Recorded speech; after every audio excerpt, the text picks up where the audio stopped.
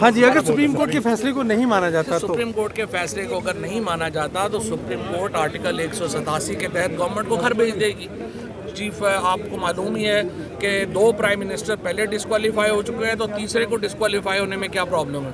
तो अगर supreme court के अहकामात पे अमल दरामद नहीं होगा, सुप्रीम कोर्ट अपना अमल दरामद कराएगी। और यहाँ पे मैं ये वाज़ेह आपको कर दूँ कि जो 5 जजेस हैं उन्होंने ये कहा है कि जो 90 दिन के इलेक्शंस हैं उसके प्रिंसिपल को 5 जजेस ने एंडोर्स किया। तो आज सर ये भी बताइए कि सदन ने 9 अप्रैल को इलेक्शन करवाने का हुक्म दिया, तो आपको लगता है दिखाई दे रहे हैं कि 9 अप्रैल को इलेक्शन हो जाएंगे पंजाब में?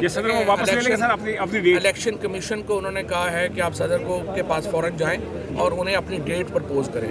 कल जो डेट यहाँ पे इलेक्शन कमीशन ने प्रपोज की थी वो 25 अप्रैल की थी। उन्होंने कहा था अगर आप 25 करते हैं तो हम उसमें कर सकते हैं। मेरी ज़ाती राय में 90 दिन का जो हमारी जो बंदिश है उसको किसी सूरत वायलेट नहीं होना चाहिए। मसला सिर्फ इस हुकूमत का नहीं है, आने वाली हुकूमतों का है। देखें जो भी हुकूमत, कल हमारी हुकूमत आ जाएगी, हम कहेंगे इलेक्शन नहीं होने। इस तरह से देखें जहाँ पे भी वकीलों में हमारा तो रवाज है, हर साल इलेक्शन होते हैं। इलेक्शन बुनियाद है आपकी रियासत की। अगर आप इसको आज एक हुकूमत हिंडर करेगी, कल दूसरी करेगी, फिर तीसरी करेगी, पाकिस्तान में जो बुनियादी जो स्ट्रक्चर है आइन का उसको खतरा लाक हो जाएगा।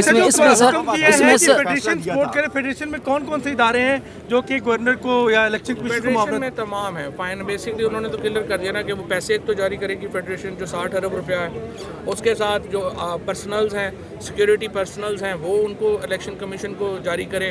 और उसके बाद इलेक्शन कमीशन को जो जो सपोर्ट चाहिए आज सुप्रीम कोर्ट ने कहा है कि वो इलेक्शन कमीशन को दी जाए। तो इसमें सर रिव्यू पिटीशन आ सकती है इस फैसले के खिलाफ सर?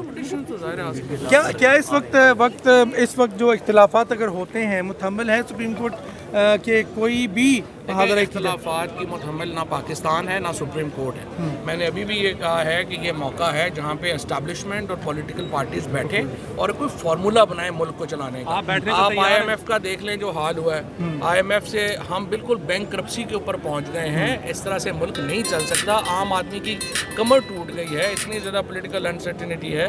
सो हमारी तो गुजारिश ये है कि इलेक्टोरल फ्रेमवर्क के ऊपर बैठना चाहिए और हुकूमत को चाहिए कि वो पोलिटिकल पार्टी बाकी सारी तो वो इकट्ठी हैं, हुकूमत में ही हैं, हमें भी बुलाएं और एस्टैब्लिशमेंट भी बैठे और हम भी बैठे और रूल ऑफ द गेम। सदर साहब पर अमल ना हुआ और रुकावट पैदा की गई तो फिर क्या होगा? फिर प्राइम मिनिस्टर घर जाएगा।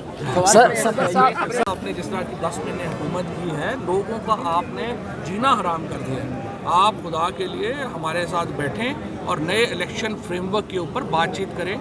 ये जो कामयाबी है आज की और जो आइन को सुप्रीम कोर्ट ने बालातर किया है, इसी से हम क्यों लें, आगे बढ़ें और सियासी जमातें और इवन एस्टैब्लिशमेंट भी बैठे और एक मामले का कोई हल निकालें। ठीक।